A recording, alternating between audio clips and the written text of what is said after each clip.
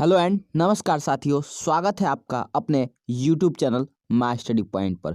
तो साथियों, आज का जो अपना टॉपिक है वो है 12वीं के 2021 के एग्जामिनेशन के कुछ हिंदी के मॉडल क्वेश्चंस। और ये वे मॉडल क्वेश्चन है जो एग्जामिनेशन के दृष्टिकोण से बहुत ही ज़्यादा महत्वपूर्ण है। तो आइए वीडियो को शुरू करते हैं। वीडियो को शुरू करने से पहले एक रिक्वेस्ट है कि वीडियो को एंड तक जरूर देखें और चैनल पर नए हैं तो चैनल को सब्सक्राइब करें। तो आइए शुरू करते हैं इस वीडियो को। तो पहला क्वेश्चन है कि लहना सिंह किस कहानी का पात्र है। ऑप्शन ए, उसने कहा था। ऑप्शन बी, रोज। ऑप्शन सी, सुखमय जीवन। ऑप्शन डी, तिरिच। तो इसका जो राइट आंसर है वो होगा ऑप्शन नंबर ए, उसने कहा था। आइए बढ़ेंगे अगले प्रश्न की ओर। अगला प्रश्न दिया है कि गांव का घर शीर्षक कविता के कवि हैं।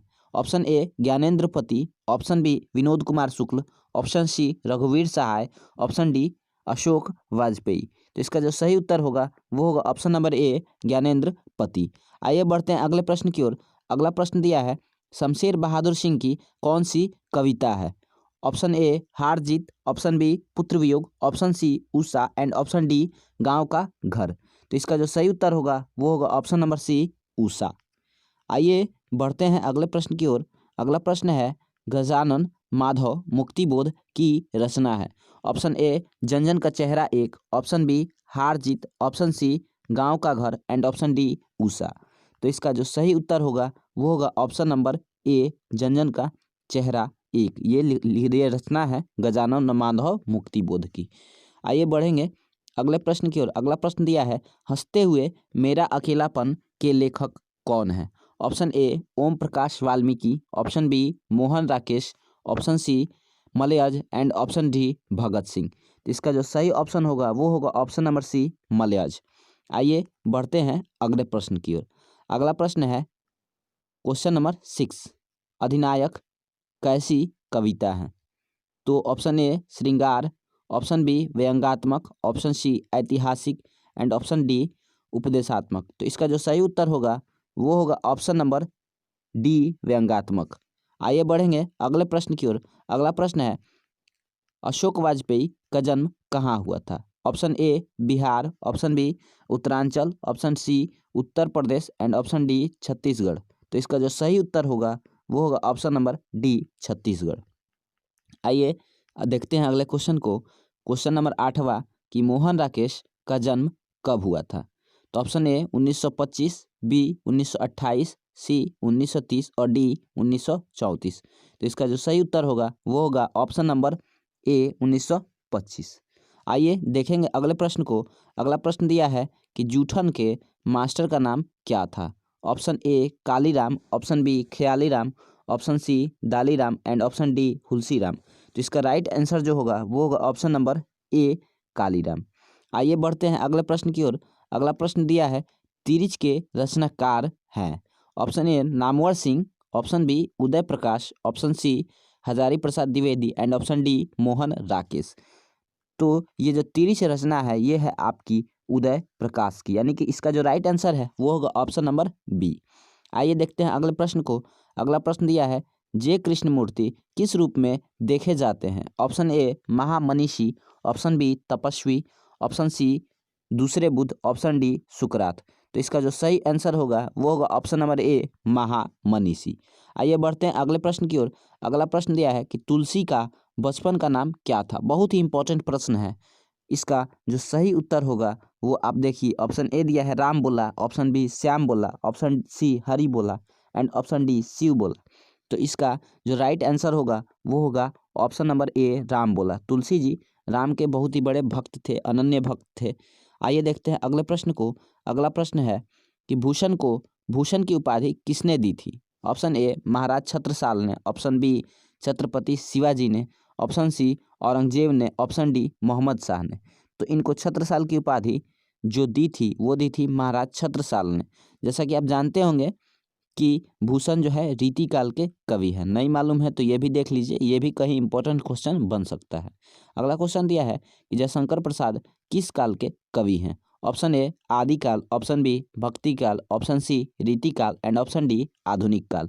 तो इसका जो सही आंसर है वो होगा ऑप्शन नंबर डी, यानी कि जो जयशंकर प्रसाद है वो आधुनिक काल के कवि हैं। आइए देखते हैं अगले प्रश्न को। अगला प्रश्न दिया है कि नया का विलोम है। तो ऑप्शन ए पुराना, ऑप्शन बी प्राचीन, ऑप्शन सी गंदा एंड ऑप्शन डी कटा। तो इसका जो सही उत्तर होगा वो होगा ऑप्शन नंबर ए, नया का विलोम हो जाएगा आपका पुराना।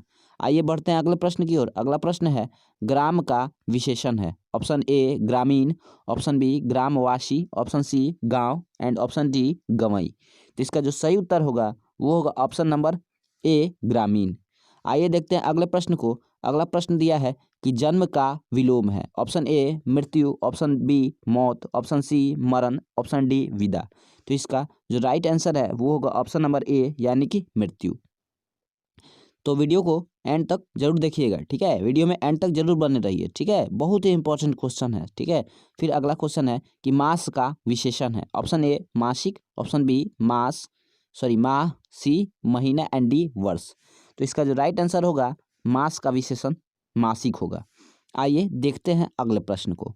अगला प्रश्न है कि आर्या का विपरीतार्थक है। ऑप्शन ए खर्चा, ऑप्शन बी व्यय, ऑप्शन सी खुदरा, ऑप्शन डी वेतन। तो आर्या का विपरीतार्थक हो जाएगा ऑप्शन नंबर ए यानी कि खर्चा।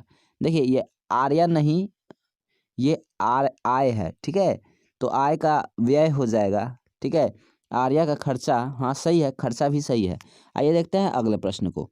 अगला प्रश्न है दिन का विशेषण है। दिन का विशेषण है ऑप्शन ए रात, ऑप्शन बी दिवा, ऑप्शन सी दैनिक, ऑप्शन डी दोपहर। तो दिन का जो विशेषण होगा वो होगा ऑप्शन नंबर सी यानी कि दैनिक। आइए बढ़ते हैं अगले प्रश्न की ओर। अगला प्रश्न है खरा का विलोम है। खरा का विलोम ऑप्शन ए चीनी, ऑप्शन बी मधुर, ऑप्शन सी मीठा, ऑप्शन डी मिष्टान। तो इसका जो सही उत्तर होगा वो होगा ऑप्शन नंबर सी यानी कि खरा का विलोम हो जाएगा आपका मीठा। आइए देखते हैं अगले प्रश्न को। अगले प्रश्न में बढ़ने से पहले आपसे एक रिक्वेस्ट है कि वीडियो को जो है ना एंड तक जरूर देखिएगा, क्योंकि बहुत ही मज़ेदार आने वाले क्वेश्चन और भी मज़ेदार हैं, ठीक है। तो क्वेश्चन नंबर 23 है कि साहित्य का विशेषण है। तो ऑप्शन ए दिया है साहित्यकार, ऑप्शन बी साहित्यिक, ऑप्शन सी साहित्य, ऑप्शन डी दर्शन। तो साहित्य का जो विशेषण होगा वो हो जाएगा साहित्यक, ठीक है। आइए देखते हैं अगले प्रश्न को। अगला प्रश्न दिया है कि बालकृष्ण भट्ट की रचना है। ऑप्शन ए उसने कहा था, ऑप्शन बी बातचीत, ऑप्शन सी रोज, ऑप्शन डी ओ सदानीरा। तो बालकृष्ण भट्ट की जो रचना है वो क्या है, तो ऑप्शन नंबर बी यानी कि बातचीत है। आइए बढ़ेंगे अगले प्रश्न की ओर, ठीक है। आइए देखिए क्वेश्चन नंबर 25 संपूर्ण क्रांति किसकी रचना है। Option A Bhagat Singh, option B Mohan Rakesh, option C Jayaprakash Narayan, option D अगे। तो इसका जो सही उत्तर होगा वो होगा option number C Jayaprakash Narayan की। आइए देखते हैं अगले प्रश्न को। अगला प्रश्न दिया है कि पेशगी कहानी की लेखक है। Option A Henry Lopez, option B Lu Xun, option C Anton Chekhov, option D Mohan Rakesh. तो इसका जो सही उत्तर होगा वो होगा option number A Henry Lopez. आइए बढ़ते हैं अगले प्रश्न की ओर। अगला प्रश्न है कि कबीर किस काल के कवि हैं। ऑप्शन ए आदिकाल, ऑप्शन बी भक्ति काल, ऑप्शन सी रीतिकाल, ऑप्शन डी आधुनिक काल। तो इसका जो सही उत्तर होगा वो होगा ऑप्शन नंबर ए यानी कि कबीर जो है ना आदिकाल के कवि, ठीक है। सॉरी आदिकाल, सॉरी भक्ति काल, ठीक है। इनका जो राइट आंसर होगा कबीर का जो राइट आंसर होगा कबीर भक्ति काल के एक प्रसिद्ध कवि है, जाने माने कवि हैं। आइए देखते हैं अगले क्वेश्चन को। अगला क्वेश्चन है कि बरबो रामायण के रचनाकार है। Option A Nanddas, option B Jayasi, option C Rahim and option D Tulsidas. तो बरबो रामायण जो है ना तुलसीदास की रचना है। ऑप्शन नंबर डी जो है एकदम करेक्ट आंसर है। आइए देखते हैं अगले प्रश्न को। अगला प्रश्न है कविता के नए प्रतिमान के रचनाकार हैं, ठीक है। तो इसका ऑप्शन है A Namvar Singh, option B Mohan Rakesh, option C Agyeya and option D Arun Kamal. तो इसका जो सही उत्तर होगा वो होगा ऑप्शन नंबर ए यानी कि नामवर सिंह। आइए देखते हैं अगले प्रश्न को। अगला प्रश्न है कि अस्त का विलोम है। ऑप्शन ए उदय, ऑप्शन बी प्रस्त, ऑप्शन सी आगमन, ऑप्शन डी सुस्त। तो इसका जो सही उत्तर होगा वो होगा ऑप्शन नंबर ए यानी कि उदय। उदय का जो है उदय विलोम होता है अस्त का। आइए देखेंगे अगले प्रश्न को। अगला प्रश्न है स्थूल का विपरीतार्थक है। ऑप्शन ए जंगम, ऑप्शन बी जड़, ऑप्शन सी सूक्ष्म एंड ऑप्शन डी चेतन। तो स्थूल का जो विपरीतार्थक होगा वो होगा आपका ऑप्शन नंबर सी सूक्ष्म। आइए देखते हैं अगले प्रश्न को। अगला प्रश्न है चंद्रमा का पर्यायवाची शब्द है। जो चंद्रमा का पर्यायवाची होगा ये ऑप्शन नंबर ए दिया है चांदनी, ऑप्शन बी रूपा, ऑप्शन सी रोहित, ऑप्शन डी शशि। तो चंद्रमा का जो पर्यायवाची होगा वो हो जाएगा आपका ऑप्शन नंबर डी यानी कि शशि। आइए बढ़ते हैं अगले प्रश्न की ओर। अगले प्रश्न की ओर पढ़ने से पहले अगर वीडियो आपको पसंद आए तो वीडियो को लाइक कर दीजिए, ठीक है। आइए देखिए, क्वेश्चन दिया है कि मोती का पर्यायवाची बताइए। ऑप्शन ए मुक्ता, ऑप्शन बी प्रवाल, ऑप्शन सी सिप, ऑप्शन बी डी बिटप। तो इसका जो सही उत्तर होगा वो होगा ऑप्शन नंबर सी यानी कि सिप। आइए देखते हैं अगले प्रश्न को। अगला प्रश्न है आस्तीन का सांप होना मुहावरे का अर्थ है। ऑप्शन ए सांप खोजना, ऑप्शन बी घर में छिपा शत्रु, ऑप्शन सी शत्रुता करना, ऑप्शन डी दोस्ती करना। तो इसका जो सही उत्तर होगा वो होगा ऑप्शन नंबर बी घर में छिपा शत्रु। आइए बढ़ते हैं अगले प्रश्न की ओर। अगला प्रश्न है प्रश्न संख्या 35। एक आंख से देखना मुहावरे का अर्थ है। ऑप्शन ए दूर तक देखना, ऑप्शन बी निशाना लगाना, ऑप्शन सी समान रूप से देखना, ऑप्शन डी घृणा करना। तो इसका जो सही उत्तर होगा वो होगा ऑप्शन नंबर सी समान रूप से देखना, सॉरी। इसका जो राइट आंसर होगा वो होगा ऑप्शन नंबर सी यानी कि समान रूप से देखना। आइए बढ़ते हैं अगले प्रश्न की ओर। अगला प्रश्न है अनुसरण में कौन सा उपसर्ग है। ऑप्शन ए अ, बी अन, सी अनु एंड डी अन्य। तो इसका जो राइट आंसर होगा वो होगा ऑप्शन नंबर सी यानी कि अनु। आइए देखते हैं अगले प्रश्न को। अगला प्रश्न है कि पढ़ाई में कौन सा प्रत्यय है। ऑप्शन ई बी ढाई, सी आई एंड डी आई। तो इसका जो राइट आंसर है वो होगा ऑप्शन नंबर सी यानी कि आई। आइए बढ़ते हैं अगले प्रश्न की ओर। अगला प्रश्न है चंद्रमुख कौन सा समास है। ऑप्शन ए तत्पुरुष, ऑप्शन बी कर्मधारय, ऑप्शन सी द्वंद्व समास, ऑप्शन डी द्विगु समास। तो चंद्रमुख जो है ये कर्मधारय समास है, ठीक है। इसका जो राइट आंसर है वो होगा ऑप्शन नंबर बी। अगला क्वेश्चन दिया है कि लंबोदर कौन सा समास है। ऑप्शन ए द्वंद्व, ऑप्शन बी कर्मधारय, ऑप्शन सी द्वंद्व एंड ऑप्शन डी बहुब्रीहि। तो इसका जो सही उत्तर होगा वो होगा ऑप्शन नंबर डी यानी कि बहुब्रीहि। आइए बढ़ते हैं अगले प्रश्न की ओर। अगला प्रश्न संख्या 40। कनक का अर्थ है। ऑप्शन ए चांदी, बी सोना, सी बादल एंड डी नदी। तो इसका जो सही उत्तर होगा वो होगा ऑप्शन नंबर बी यानी कि सोना। आइए बढ़ते हैं अगले प्रश्न की ओर। अगला प्रश्न है दूध का पर्यायवाची है। ऑप्शन ए सर, ऑप्शन बी क्षीर, ऑप्शन सी सहायक एंड ऑप्शन डी उत्स। तो दूध का पर्यायवाची होगा ऑप्शन नंबर बी यानी कि क्षीर। आइए बढ़ते हैं अगले प्रश्न की ओर। अगला प्रश्न दिया है कि गाल बजाना मुहावरा का अर्थ है। ऑप्शन ए रोना, ऑप्शन बी व्यर्थ में हाँकना, ऑप्शन सी झूठ बोलना एंड ऑप्शन डी हंसना। तो इसका सही उत्तर होगा वो होगा ऑप्शन नंबर बी यानी कि व्यर्थ में हंसना। आइए बढ़ते हैं अगले प्रश्न की ओर। अगला प्रश्न है गले मरना मुहावरा का अर्थ है। ऑप्शन ए सुंदर दिखना, ऑप्शन बी तारीफ करना, ऑप्शन सी आरोप लगाना एंड ऑप्शन डी प्रलाप करना। तो इसका जो राइट आंसर होगा वो होगा ऑप्शन नंबर सी यानी कि आरोप लगाना। आइए बढ़ते हैं अगले प्रश्न की ओर। अगला प्रश्न है राजा रानी कौन सा समास है। ऑप्शन ए बहुब्रीहि, बी द्वंद्व, सी द्विगु एंड डी तत्पुरुष। तो राजा रानी का जो समास होगा वो होगा द्वंद्व समास यानी कि ऑप्शन नंबर बी इसका राइट आंसर होगा। आइए देखते हैं अगले प्रश्न को। अगला प्रश्न है बालकृष्ण भट्ट के पिता का क्या नाम था। Option A Devi Prasad Bhatt, option B Beni Prasad Bhatt, option C Teni Prasad Bhatt and option D Seni Prasad Bhatt. तो इसका जो राइट आंसर है वो होगा ऑप्शन नंबर बी यानी कि बेनी प्रसाद भट्ट, बालकृष्ण भट्ट के पिताजी का नाम। आइए देखते हैं फिर अगले प्रश्न को। अगला प्रश्न है दमयंती स्वयंवर किस लेखक की रचना है।